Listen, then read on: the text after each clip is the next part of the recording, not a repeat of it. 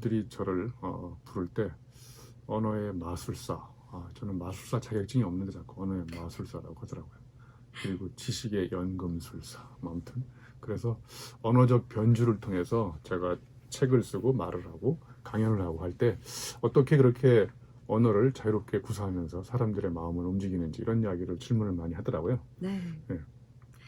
정말 언어의 연금술사 맞으시거든요. 어떻게 같은 단어를 뒤집어서도 생각해 보시고 끝글자를 계속 라임을 맞춰서 만들기도 하시고 그러면서도 사람들이 교수님 시를 쓰셔도 될 것 같아요 라고 얘기하실 때는 시인이 되지 못하는 걸 시인하신다고 네, 얘기하시는 언어의 연금술사 교수님을 모시고요. 오늘은 언어 유희를 통한 지식 창조 비법에 대해서 알아보려고 합니다.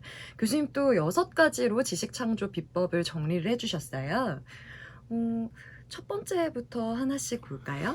네, 가장 쉬운 방법은요, 세상에 있는 모든 단어를 한번 뒤집어 보는 거예요. 단어 뒤집기를 하면 이게 갑자기 의미가 확 달라져요. 예를 들면 역경을 뒤집으면 경력이 됩니다. 예.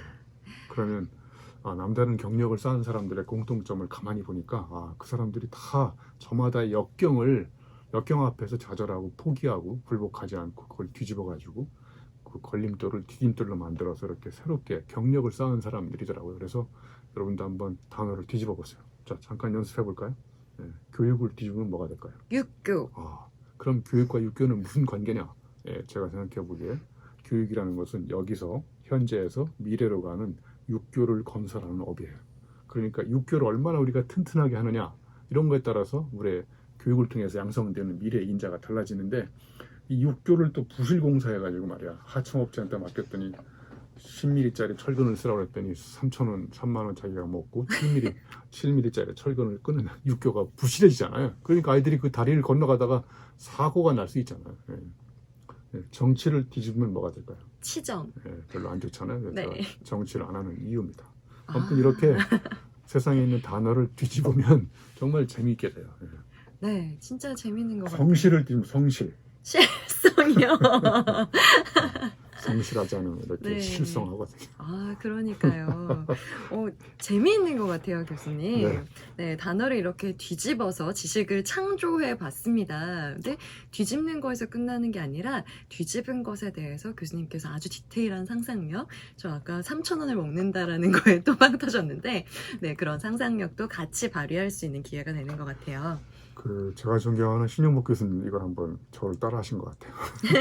여러분, 객관을 뒤집으면 뭐가 될까요? 객관. 관객이요. 그러니까 객관적으로 본다는 얘기는 관객이 돼가지고 그냥 이렇게 쳐다보고 관망한다는 거예요. 관점의 네. 주인, 관주가 되는데 객관을 뒤집으면 관객처럼 제3자 입장에서 자기 의견 없이 이렇게 바라보는 걸 이제 관객이 바라보는 게 객관이라는 거예요.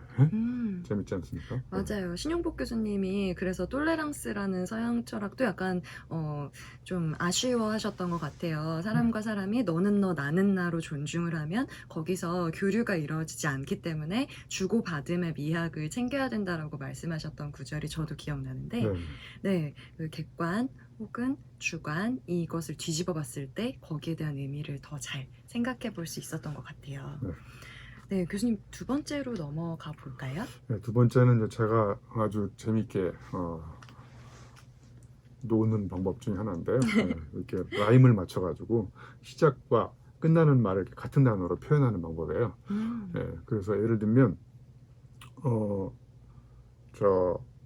림자로 끝나는 말 있잖아요. 림자로 끝나는 말은 드림할 때 드림 그런 것처럼 이걸 하는 방법은 네이버나 이런 데 가가지고 림자로 끝나는 말을 딱 치면 어마어마한 단어가 쭉 나와요. 그걸 쫙 뽑아가지고 자, 예를 들면 제가 림자로 끝나는 말을 첫 번째 뭘 뽑았냐면 뿌림, 씨앗을 뿌리다. 뿌림, 씨앗을 뿌리면 이제 서서히 사람들이 그 씨앗의 뿌리의 어떤 깊이의 내공에 사람들이 끌려들기 시작해서 끌림. 그 다음에 이제 쏠리기 시작하고 쏠림.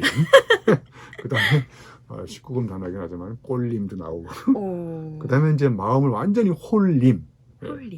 그래서 이 뿌림이 씨앗을 이렇게 뿌리는 거라고 한다면은 끌리고 쏠리고 꼴리고 홀리는 거는 이제 줄기와 가지가 이렇게 나무에 잎이 생기는 거예요. 그러면 이제 세상을 향해서 울림. 예, 울림이 되고 그다음에 이제 울림이 되면 마음 이제 어떤 경지에 이르게 돼요. 그래서 이제 무림의 지존이 돼서 무림. 무림. 네. 그래서 이렇게 림자로 끝나는 말을 쫙 붙여가지고 이렇게 단계를 나눈 다음에 이걸 가지고 또 책 저 A4 용지 한 장으로 10장으로 이렇게 글을 쓸 수가 있어요. 예? 그러니까 뭔가를 창조한다는 것은 없었던 것에서 막 짜내는 게 아니라 이미 있는 것들을 예를 들면 이렇게 림자로 되어 있는 단어들을 다 흩어놓으면 그냥 국어사전에서 자연스럽게 지 맘대로 존재하는 모래 아래에 불과하지만 네. 이걸 어떤 의도한 목적을 갖고 연결시키고 관계를 만든 다음에 이렇게 도표화시키고 그래서 그거 가지고 이렇게 글을 쓰면 네, 또 재미난 한 편의 글이 탄생하잖아요. 그리고 그 많은 단어 중에 표집해서 조합해서 어떤 하나의 흐름을 만드는 거 굉장한 뇌의 운동인 것 같기도 합니다. 네, 단어를 가지고 노는 단어 노름. 네, 음. 여러분 저 노름 있잖아요. 노름 해가지고 패가망신당한 그런 노름을 하지 마시고 단어 노름은 적극 권장하는 굉장히 재미있는 활동 중에 하나일 것 같아요. 네. 세 번째도 한번 알아볼게요. 이제쯤이면 여러분들께서 굉장히 궁금해하실 것 같아요. 이번에는 뭘로 노실까? 네, 이번에는 이제 라임을 활용해서 언어적 운율을 맞추는 거예요. 근데 이것도 정말 영어로 번역되지 않는 우리말이 갖고 있는 굉장히 중요한 특징이에요. 예를 들면 살피지 않으면 보살필 수 없다. 예? 자, 살피다와 보살피다 한 글자 차이지만 굉장히 많이 차이가 있잖아요. 예. 또 흔들다와 뭐 뒤흔들다. 예? 예. 그러면 한 글자 차이가 그 감정의 강도를 엄청나게 다르게 하거든요. 그래서 예를 들면 살피지 않으면 보살필 수 없다는 살피는 거는 평상시에 계속 살펴보는 거예요. 그래야 내가 그 사람을 보살필 수 있는 거예요. 그럼 살펴봤을 때 저 사람이 저기가 아프구나. 저 사람이 저런 문제가 있구나. 저런 아픔이 있구나. 그러면 이제 그때 그 살펴본 데이터를 근간으로 그 사람들한테 내가 도와줄 수 있는 가능성을 찾아보는 거예요. 그러면 이제 그게 보살피는 거예요. 그렇게 라임을 맞추는 것도 해보셨어요? 뭔가 비슷한 어미나 비슷한 간을 가지고 계속 이렇게 메아리 치듯이. 네. 그다음에 이제 또 이런 것도 있어요. 남의 글을 퍼다 나르는 사람 있죠. 네. 네. 펌 펌. 있어요. 펌. 그다음에 이제 남의 펌 다음에 또 폼 잡는 사람이 있어요. 개폼, 똥폼, 펌과 폼. 그다음에 이제 폼 다음 단계로 상대방의 아픔을 품어주는 사람이 품. 자, 그러면 펌, 폼, 그다음에 이제 품. 자, 그다음에 뭘까요? 핌. 네, 핌. 핌은 뭐냐면 이제 나만의 색깔로 다른 사람들의 어떤 마음을 움직일 수 있는 가능성의 꽃이 피는 거예요. 응? 자, 그럼 피면 이제 마지막 단계 갖다 팔아먹을 수가 있어요. 그러니까 반전이에요? 그러니까 단계를 나누면 첫 번째 남의 글 계속 퍼다 날려봐야 남는 거 없어요. 펌. 그다음에 주변에 폼 잡는 사람이 있어요. 개폼, 똥폼 잡다가 이제 망하는 사람 있잖아요. 근데 이제 세 번째 단계부터 타인의 아픔을 품어주는 품. 그러면 이제 내만의 꽃이 피게 되고 나만의 작품에 꽃이 피는 거예요. 그러면 이제 저절로 사람들이 나 작품에 대해서 존경심과 사랑을 하게 되면서 내가 팔지 않으려고 해도 이게 저절로 팔리는 거예요. 그래서 팜이 되는 거예요. 그러니까 이 5가지 단계로 이야기를 해가지고 이걸 엮으면 세계 최고의 마케팅 교과서가 탄생할 수가 있어요. 와, 이 수순도 교수님께서 삶에서 끌어올린 통찰이잖아요. 마지막 팜이 지금 이 장표는 제가 이미지로 넣을 건데 러브랑 리스펙트 안에 팜이 있거든요. 근데 보통 사람들이 이런 경제적 관념, 부자가 되는 개념에 러브와 리스펙트를 담아 생각하지 못할 것 같아요.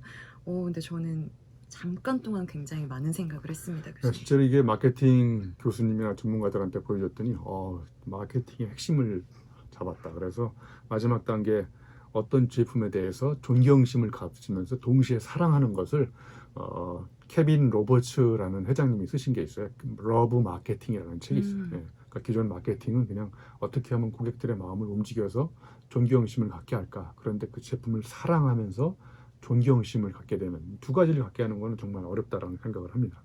네. 뭐 또 이제 예를 들면 또 운율을 맞추기 시작하면 끝이 없어요. 뭐 흔적이 축적되면 기적을 낳는다. 또 뭐 마케팅은 카드를 긁게 만드는 마술이다. 이렇게 네. 마케팅 별거 없어요. 뭐 논리적으로 설명해가지고 뭐 할 필요 없어요.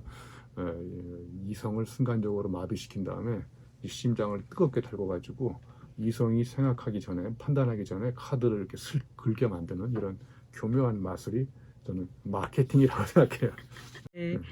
그리고 사로잡으면 서로 잡을 수 있다. 뭐 이런 라임도 맞춰서 네, 재미있게 생각에 물꼬를 열어주셨고요. 우리 이렇게 라임 맞추기 하다 보니까 네 번째 비법도 궁금합니다. 교수님 어떤 거예요?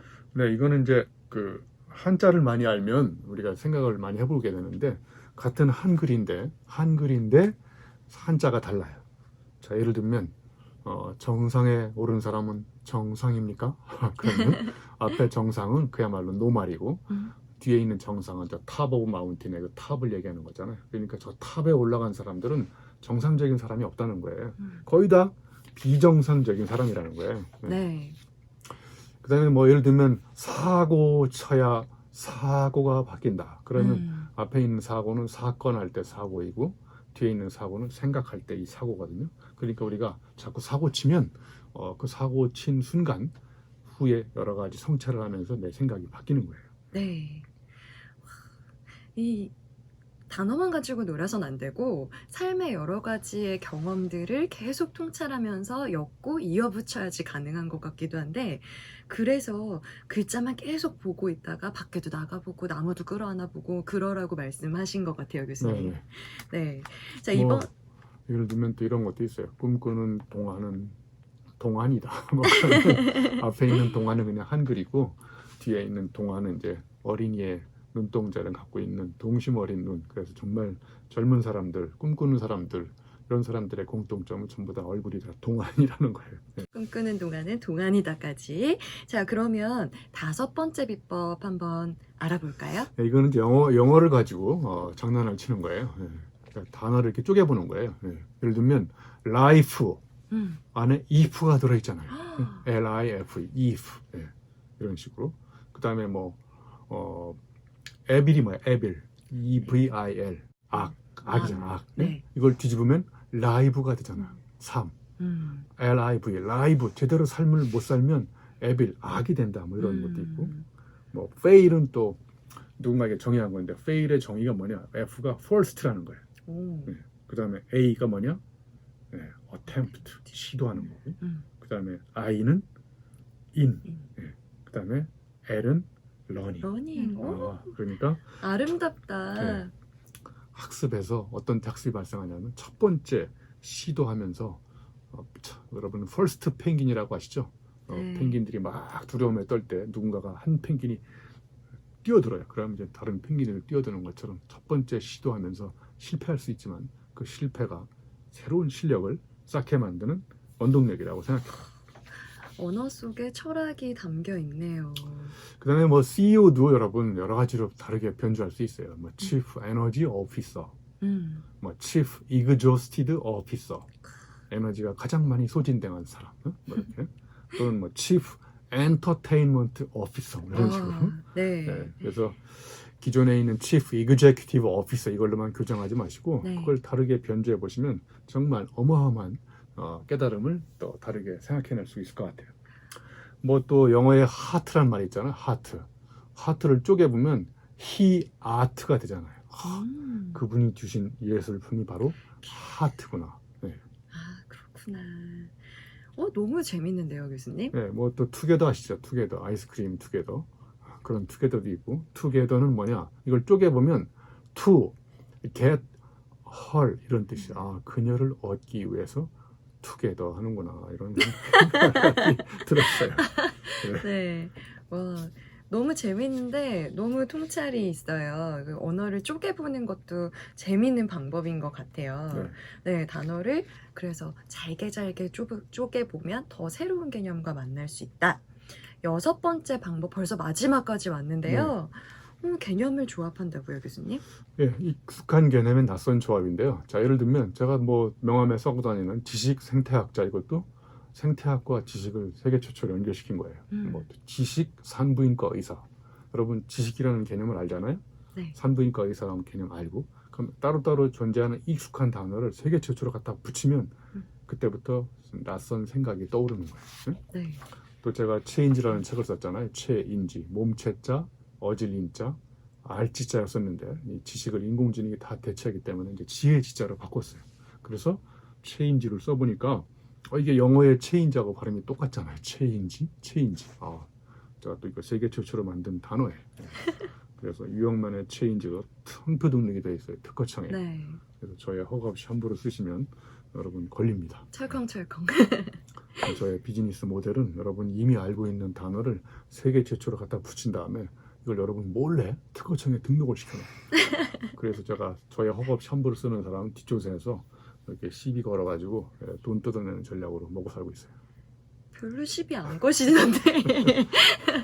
네, 교수님은 시비 거시기에는 시간이 너무 없으시지만, 네. 네, 이 구독자님들께서 제보해 주시면은 어떻게 수익을 나눌 수 있을지도 모르겠습니다.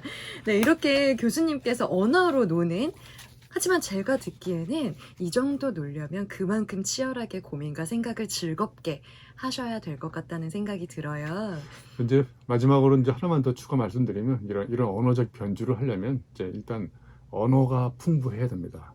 그럼 언어를 배우는 가장 확실한 방법은 아시겠지만 다양한 분야의 책을 읽는 거예요. 그리고 우리말도 의도적으로 공부하세요. 우리말 국어사전 말고 뭐 한단어 사전, 뭐 우리 정철 작가의 불법 사전, 뭐 마음 사전, 뭐 한글자 사전, 아무튼 사전이 굉장히 많아요. 이런 사전들 많이 보시고 고사성어 사전 이런 것도 보시고 그다음에 또 이제 한자, 한자 조금 많이 알면 우리말의 거의 8, 90%가 다 한자 단어잖아요. 네. 그런 거 공부하시면 저처럼 이렇게 취미생활로 언어 유희를 즐기실 수 있어요. 네, 그러니까요. 여러분, 삶이 풍요로워지기 위해서는 구사하는 언어가 달라져야 한다고 생각해요. 그래서 교수님께서는 어휘력이 높지 않으면 어이가 없어진다고 얘기를 하셨거든요. 여러분들, 어휘를 풍성하게 바라볼 수 있는 시선 오늘 잘 챙겨가시기를 바라겠고요. 여러분, 기억하시죠? 구독과 좋아요. 네, 부탁드립니다.